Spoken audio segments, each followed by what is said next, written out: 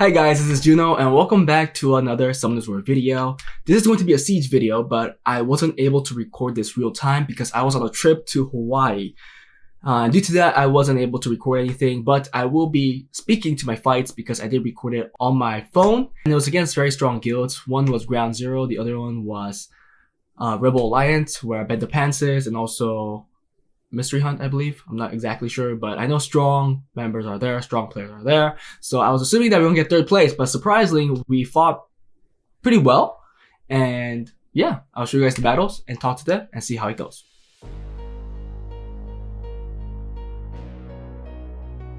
This was the first battle against the Dominic, Musa, and Perna. I don't exactly know if we hit Rebel Alliance. I think we hit Rebel Alliance a little more because they were coming in initially, and then we started hitting Ground Zero.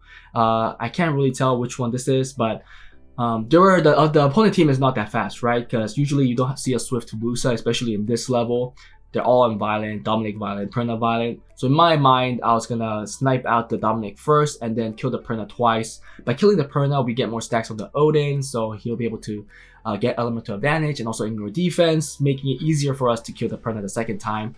So that was my thought process. My Odin is pretty tanky. We knew that we were gonna go first, so kill Dominic first, then work on the Perna, and then finish off the Musa. I mean, violent Musas can outspeed my Draco. My Draco is pretty slow, but in this case, it wasn't fast enough. So we go first. We kill the Dominic, I believe, with my Odin.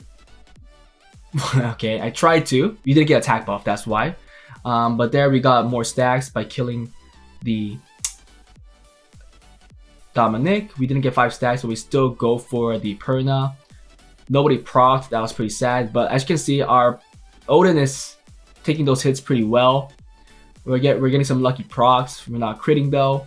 But we did kill the Perna here. We got 5 stacks. So if now the Odin just takes one more turn, the Perna is dead, right? We're really lucky that the Perna didn't proc here. If the Perna procced, it would have been really hard. But she didn't proc. We actually got many more procs, which isn't as common in an offense, right? You see the defense proc more. But here we killed the Perna the second time. We get another proc from the Theo, which makes it a lot easier for us to kill the Musa. And that's what we do. I don't know why I hesitated there, but 36k, my Odin needs a lot more work. But it was more than enough to win against this defense. I mean, I'm taking a little slow, but this should have been over. Yeah, cool. So that was one win. Okay, so this was the next battle. We went against a Escher Monte Kinky. Here we just brought in our own Kinky because we know that Monte won't exactly do a whole lot of damage unless he lands his skill 3 really well on the Kinky ourselves. I mean, on our Kinky, and that's more of an RNG thing. So I believe that it wouldn't happen too often. And when Monte hits the Kinky, we know that the Kinky should hit back because Monte usually doesn't have that much damage. I'm not explaining this in a particular order, so it might be messed up. You could see that this is our third attack. I don't know where my second attack went, but if that comes up, I'll let you know. But let's see how this went. This is more of just an out-sustaining and hoping my Kinky will do much better type of deal. And it's only possible if you have a Kinky, right? So it did actually a whole lot of damage on my Kinky, but it didn't use skill 3 on our Kinky, the Escher. So our Kinky actually survived pretty well too. If the Escher was for skill 3 and if the opponent Kinky used skill 2, maybe it would have been close, but that wasn't the case. Kinky was really tanky. Sorry, the Escher was really tanky. You can see he's surviving really well. He's getting procs. The whole point of this defense is that Monte proccing, Escher proccing. The Kinky was actually on a Despair build, which kind of threw me off. I assumed that it would have been on a Violent build, unless I'm mistaken. This should be on a Despair build because I didn't see the Kinky proccing once, but it does stun. There you go. So I was like, what the heck? But it did give me the confidence that I would win, knowing that Kinky is on Despair because we have so much sustain. We have Will. Knowing that, I knew that my Kinky would win, but also at the same time, it was landing defense break really well, which I was surprised. I checked if I was recording. Thankfully, I was. But we did win this because, again, I think it was because the Kinky was on the Despair set. If it wasn't, I think I had a higher chance to win, but that wasn't the case. Now, this was our next battle against a Ayunu LULU Kinky, and I actually think that this was a very obnoxious defense due to the fact that there's Oblivion on their side, and the Kinky you can't crit against him. So we either have to bring in Oblivion or a damage dealer that does some other type of damage rather than critting, right? So here I brought in the Skogul with the Dark Lulu and also the Heart. So I was trying to get much more sustainability and also giving more turns to the Skogul so that we could actually kill somebody. But it didn't really go as planned. This battle took a lot longer than I expected because my Skogul didn't proc in the right times, while as their Lulu, oh my goodness, Lulu's insane. No wonder Lulu got nerfed. Lulu procs like every turn. So you guys will see this right here. It's insane. It's not even funny because the Lulu just procs so many times. I was blown away on how this Lulu was proccing. It was insane. So let's see it. So I tried to kill the Ayunu first, and I really want to kill the Ayunu when we had Will. Or before the Heart takes a turn. But I later just didn't care and just go full on the Ayunu. But it takes me a while to notice that because the Lulu just keeps proccing, and it seemed like I'll never get a window for that Lulu to kill somebody. Okay, there's one proc right there. And just look from now on. That Lulu is a crazy Lulu. This game's gonna be a very long game. Much longer than the ones I showed previously because wow, it was crazy. It was crazy. So you can see I don't have my rock. My Skogul's not proccing. Everybody here is on violent other than that Dark Lulu, okay? The Dark Lulu's on triple revenge, I believe. Or double revenge something. Okay. Oh, I guess I believe it procs right here. Yup. Ayunu is back to full health. I'm like, please. If my Skogul was a tad tankier, it would have killed the Ayunu there. But I started getting anxious because there was 2 units, I believe, that's on destroy. The Ayunu plus the Kinky. And you can see that it is destroying my Dark Lulu. It's close to dying, but in here, there you go, another proc, almost full health. I was like, oh my goodness. I start getting really anxious, really mad. I'm happy that I didn't videotape this live because I was getting mad. I keep controlling the attack, the damage from the Ayunu.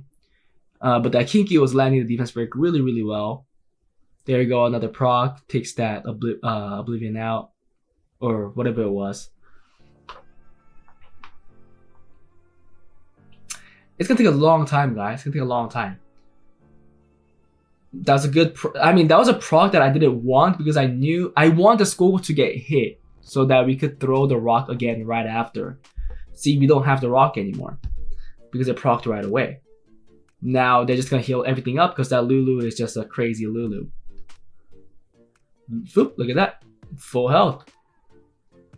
Thankfully, my Skogul's HP isn't getting destroyed much right now. But they do start switching targets, I believe, sooner or later. I don't know why, but they do switch targets, which is a problem. And they go for my Skogul. My Skogul starts doing a little less damage than expected. So this was the first good proc that I wanted. So there's the change target. Ayunu actually might not be on destroy, only the Kinky. As you can see, Skogul looks still pretty healthy when the Ayunu actually tapped him a couple times. So I hit the Lulu here because I want to push him back so that he does not proc anymore. He does not take a turn.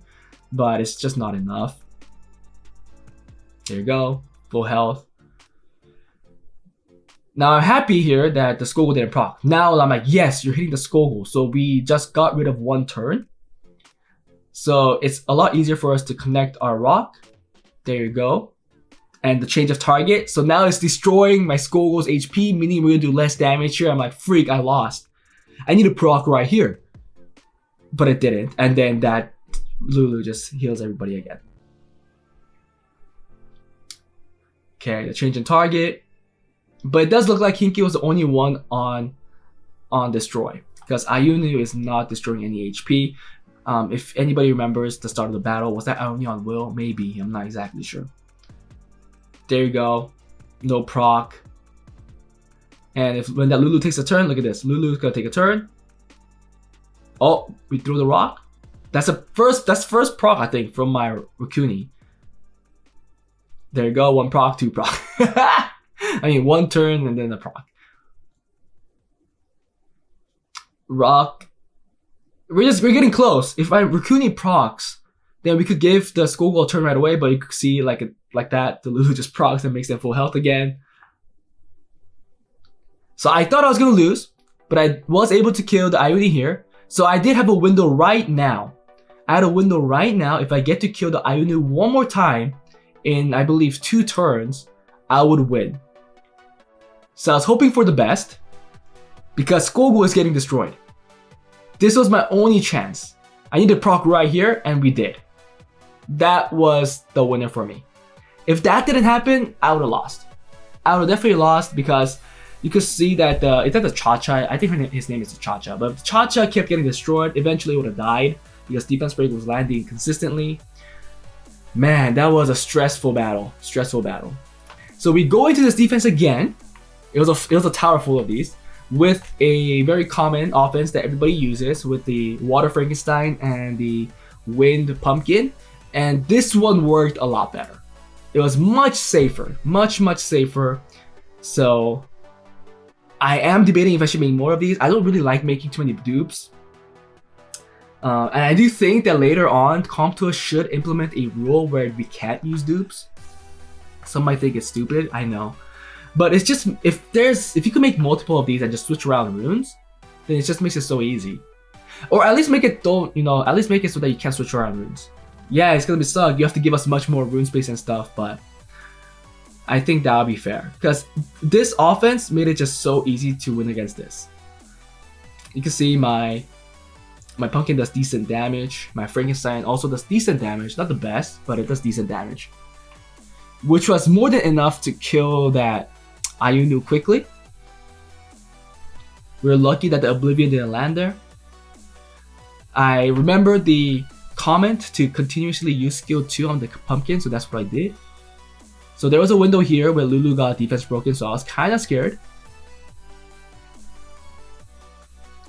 But we were able to cleanse that, and Lulu just proc. So Lulu is a procking machine. Remember when Lulu first came out, the Tweety Lulu, everybody used him in RTA because he was just so strong, right? Procking after 1 proc, and I believe the cooldowns were shorter too. So after 1 proc, it was just skill 3 again. It was insane. But this is the balanced form, I guess. I mean, he is balanced, right? You rarely see him in RTA anymore. If Riley wasn't there, I think still Lulu would have been one of the best healers. And still is one of the best healers. But if this takes long, I mean, this is never a fast battle. I really wish I could, speed this up, but this is a pre-recording, so I can't speed it up right now. I'm not showing you guys a recording from the game. It's recorded on my phone, so it just keeps going like this. I get to kill the Ione soon, and with the Lulu, we get to keep cleansing. Yeah, you can see like 2.5k from the pumpkin, so that's 7.5 every turn. And our Frankenstein also does decent damage, 1.7. Not the best. I know some people hit like 2k easily with the Frankenstein, but mine does the job. I mean, landing the stuns, that's all you need to do. Yep. I keep going for the Lulu because we know that if Lulu takes a turn, it's going to be really annoying. But look at this destroy. Look at the destroy. It doesn't look like it was a heavy resistance Lulu because it was getting stunned every turn. I wanted the Lulu to get rid of her own will so that I could stun and then go for the kill. There you go. Now this was the window, I believe. I believe here we hit pretty hard. We get a stun here. Nope, we don't. So it's gonna heal again. Dang it! But this is still one of the strongest offenses against certain defenses. So if you guys didn't make this, make it. The ruining up of it is not that hard, but you do need decent artifacts to get the additional damage. But other than that, it's pretty decent and it's easy to make. So everybody should at least have one of this. I wouldn't advise you to make more of it, but I know if you go to a G3, high G3 guild, people will check this out and be like, why do you have only one of this? Make multiple of them. Just because it is that safe of an offense, and in G3, especially tournament guilds, they want to have high win rate. And for you to actually pass their tests, you need to show that you have high win rate in these siege battles. If I apply, I'll definitely not get in because I'm more of a fun player trying to, wing it, find up a solution at that point. The G3 guilds really don't like that. So Okay, so we got that one. You can see it was much safer. Okay, so this is a weird team, but I brought in my own Ionu because I remembered that my Ionu is ruined, also for siege defense, and he can land Oblivion. And then we bring in an Iris so that we could keep silencing that stupid Lulu, and then we have a Tetra to cleanse the debuffs that come in. Again, this is one of a team that has more sustainability, and also Oblivion to deal with that Kinky. So let's see how this goes. It actually goes pretty well. I think I do win this. The Iris I use here is the 100 res Iris. Although, I don't know if that really matters. So Tetra goes first. I'm trying to, take that will off. I fail. So I can't Oblivion and try to kill that Ionu right now. That's fine. We're actually really slow. I think my Tetra is 220, my Iris is 210. Because I had to give the high resistance. Let's see how it goes. I wanted to heal. That's a good proc. Now here goes Brand of Hell. But I was so weak. Or is that Ionu just that tanky? I don't know. You can see that we resisted those defense breaks, so that we were lucky there. We got a lucky stun on that Lulu. And our goal is just to kill that Ionu. We failed the Oblivion, which kind of sucks. They only got the branding. Now I can't risk my Ionu dying. So we have to be really cautious on when we kill the Ionu. Because if the Ionu uses the Oblivion on my Ionu, they're going to, switch targets because there's also branding. And if my Ionu dies, I'm screwed. With Oblivion, he's not coming back to life either. I need the Ionu to be alive to kill the Kinky. So there you go, we killed the Ionu with the Oblivion, making sure that he does not come back to life. And now it's a game of who kills the damage dealer first. Left is the Kinky. I'm only going to hit him when I have the Oblivion. So I get another lucky stun. Defense break still lands on our 100 res Iris. So that's a really high accuracy Kinky in my opinion. Because if you have low accuracy, it's really hard to land Oblivion on a high resistance unit. Yes, it's still RNG, but you know what I mean. Now there's no Oblivion, so I'm okay with the Kinky venging, because I will come back to life. And because I'm on violent, there's a very good chance that I will get my passive up, fairly quickly. So we need 4 turns, right? So I'm just keep going for the Kinky because I know that he's Oblivion. That was a very lucky proc on his side, but he needed it for him to, have a chance again. I'm just trying to make my Ionu survive. We have Oblivion again, so there you go. Now I believe we need, after this, one more turn for our Ionu to have the skill again. So I'm okay in my heart. I'm like, just continue controlling the Lulu to kill the Kinky. I had a call, so sorry I had to stop it, but you see it's going really well. I have the passive again, so I'm happy to hit that Kinky again. I'm okay if the Kinky hits me back, but we got a lucky stun, meaning our Ionu should be able to kill the Kinky very soon. Right there, boom. Nope. Come on. Ionu. Okay. I think we don't hit him. I think we hit the Lulu. No, we go for him. Wow. I was being risky there. Oh, look at that. Just brute force it. Okay. Okay, this should be it. Cool. Okay, so we go into this one last time with our Triana, another Iris. This is the fast Iris. And with our Sweety, again, Sweety to deal with the Kinky. The Sweety doesn't crit. He just gets stronger and stronger. This is, again, a battle of survivability. If we die first, we're going to lose. But if we don't, we win. Well, yeah, that's in here. But our Sweety needs to survive the Ionu, and the Oblivion is actually very crucial because Sweety's damage comes from that passive, and if Oblivion lands, that passive is not in effect, meaning that we're going to be losing a lot of damage, and then that means we can't hit the Kinky, or even if we do, he's going to revenge. So Iris's silence did really well. I was actually really surprised that we got that defense break. I was trying to get a sleep. We got 2 crits. We got, 2 crits, but no sleep. I think it's a low accuracy Triana. Now, I'm a little worried here because this Iris does not have 100 res, so if a defense breaks comes in from the Kinky, we're going to be in big trouble.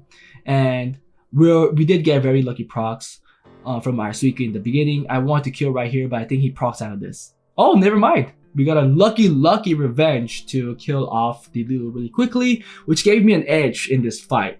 Still, it's not over. I don't think the Sweety is in that range where he's really strong.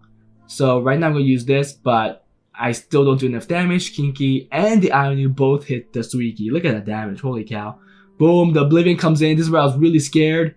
Thankfully, I still have my Triana as passive. The entire reason why I brought the Triana here, just for that passive. And it didn't proc yet, so I was really lucky. So without the passive here, I'm not going to do a lot of damage. He is going to revenge, because our damage is going to suck. Look at that, 3k. We procced, but that doesn't really help. I don't think this does enough damage still. Yup. We got a very good stun here, but he procced out of it. We're very close. If you procced here, we would have lost. Well, maybe if he autoed, but he didn't. So I'm going to heal up a little here. Now we do more damage. 5k, and he didn't revenge. So that was a very good sign, meaning my Sweety does good damage now. We still have our passive still, so we're kind of safe. Another stun. 3k, 3k. He would have revenged, but he died. So next battle was against this team.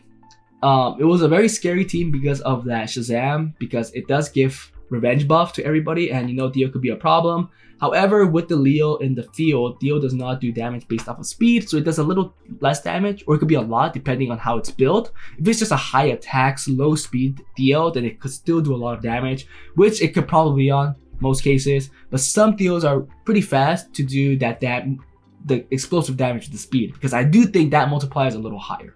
But with this, we have enough survivability. The Ophelia is the issue here because she's gonna put up threat state and we have to hit her 3 times. But sometimes the Eladro is just super lucky and just, you know, strips that right away. Reason why I brought this team. And I do think we get the win on this pretty easily.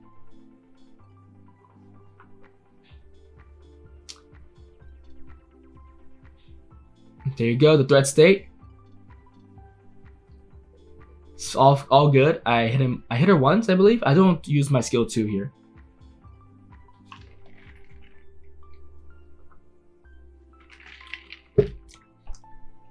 Cool.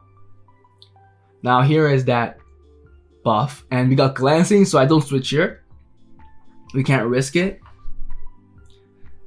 It can't break our shield, so you could tell that it's not doing that much damage. You could see Theo going crazy. That's what Theo does. So I believe this was a Theo that was high on speed, or higher than expected, because it doesn't do too much damage.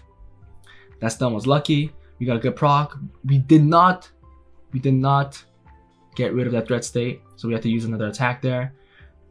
Thankfully, our Ladro procced a couple times, so our Diana still goes. And now this is when Diana shines, right? We survive everything, then we start destroying the Theo. You can see how squishy he is.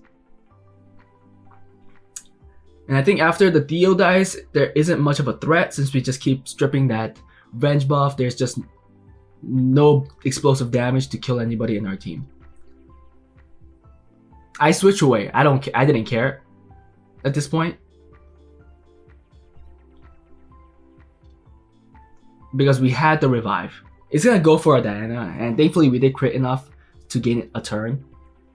And with that, the Theo loses its endure. I think we go for the stun here. Yup, we get it. And then the Theo's dead. And that's about it. They can't win anymore because there's just too much survivability with the Ladro. The only way this could lose if the Ladro gets killed first from that Theo. But our Ladro is on 100 rest. That doesn't mean it's really that safe, because it still could happen. But I think the chances of that happening is lower than the chances of you winning. So we just keep switching here. And then you can see how squishy that is as well. We eventually win the game. I don't know if I should talk more to this. It ends like this. There's nothing that you have to be scared of. I even switched just to hit the Ophelia, because I don't care. I really don't care at this point. Get rid of that 1 damage dealer. So Shazam dies, and then it's just Ophelia. I'm gonna just let this go and go to the next battle because we won that. Okay, this was an interesting one because it was against a dark archangel. I forgot the name. But I was like, okay, if I kill their Bulwark, and if my Bulwark is alive, then everything's all good, right? because the Molong will eventually be getting the Reckless back, so there should be no issues. That was the entirety of it. I didn't have to bring my own will and stuff because I knew if I left the Musa alive, it will give me enough stacks. So here it goes. I didn't care because it just doesn't do enough damage, and it's AI. It will never go for my Bover. So here I just killed the Bover, and then it was it. That was essentially it.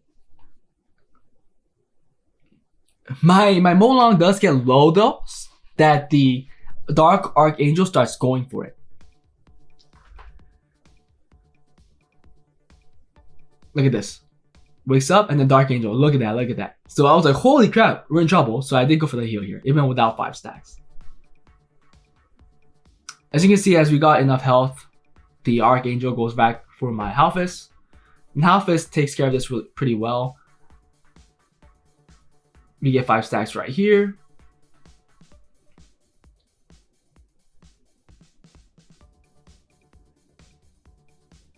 And then the Musa dies really, really soon.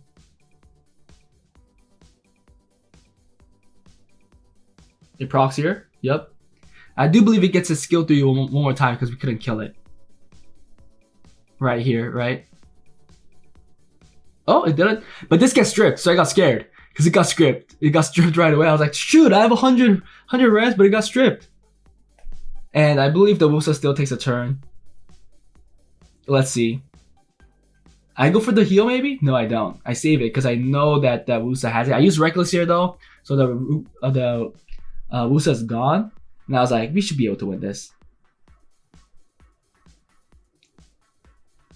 We got a defense break. It's not a high res Dark Archangel. And it didn't really have a lot of HP either. And I was on Vampire for my Molong. So it was a done deed. You can see that the damage is taking. The passive, it does more damage, but it takes more damage. It's kind of stupid. So we won that. Now the one battle that I couldn't show was against another Shazam, Ophelia, and Theo. We took in our Feng Yan, Juno, and Elia, and it was a pretty easy win. We just had to kill the Theo again first hand. We had to strip. So Elia was able to take all the damage. The defense buff was strong enough so that the Theo didn't do enough damage to kill anybody. And we got the win there. So with that, I believe we did get a 10-10 in that battle. So if you look at the battle record, I don't know if it shows. It doesn't show. I wish it does. Oh, it does. It shows that I got a 10-0, right? In the last siege. Our defense did with 8 times. You can see Jan's defense won 14 times. So you can see Jan's doing a lot better. Bread and Butter 13 times. So with these, we were able to secure second place against Ground Zero and Rebel Alliance. Ground Zero got first, and then the Rebel Alliance got third. That was it. Hope you guys enjoyed it. If you guys have any questions or there's anything else you guys want to watch, please put a comment below.